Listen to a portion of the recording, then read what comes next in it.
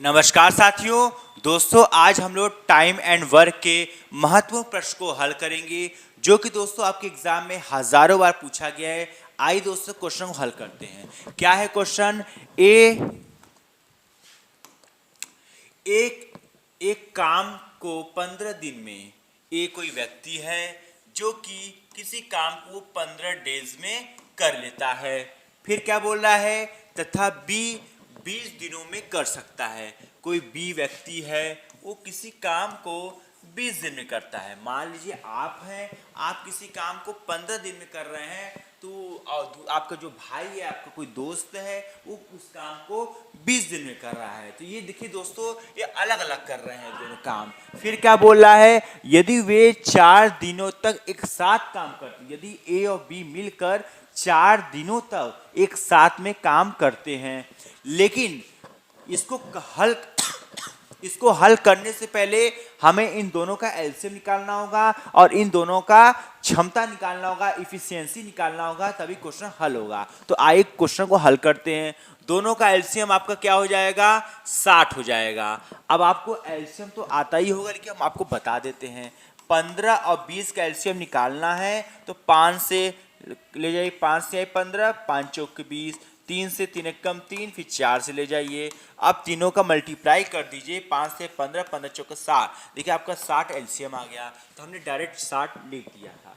फिर क्या है? अब 60 में 15 से जब भाग देंगे तो 4 बार कट जाइए। 4 आपका क्या आया? ये 4 आपका ए का क्षमता या इफिशियंसी आ गया, ए का 4। अब इसी तरह बी का 20 है, जब भाग देंगे तो क्या 20 तिहाई 60, तो हमारा ये 3 क्या आ गया? ये 3 हमारा बी का क्षमता आ गया है। ठीक है, तो देखिए टोटल वर्क कितना है? टोटल वर्क आपका 60 है।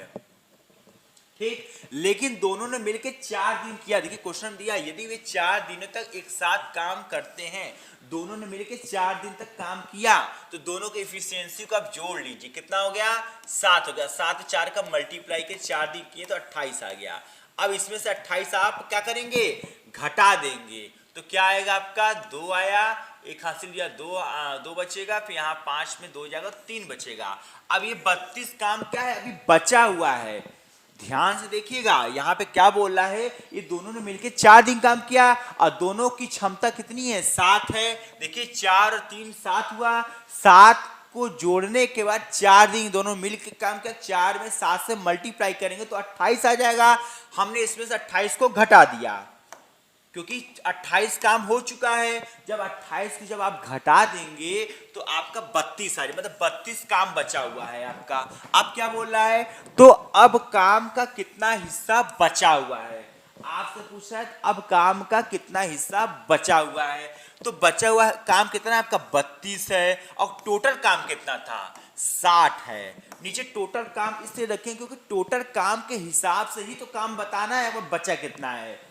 यदि आप घर से स्कूल जाते हैं, यदि आधे रास्ते में रुक जाते हैं, तो हम बोलेंगे आधे रास्ते में जो आप रुके थे वो कितने किलोमीटर रुके थे। तो नीचे आपको पूरा घर से स्कूल तक पूरा आपको डिस्टेंस रखना पड़ेगा और जितना आप रुके उसको रखेंगे तब पता चलेगा आप कितना चले हैं। तो इसी तरह यहाँ टोटल काम 60 था और हमने 32 काम बचा है हमारे पास, तो 32 के ऊपर रखेंगे। आप दोनों को छोटा कर लीजिए।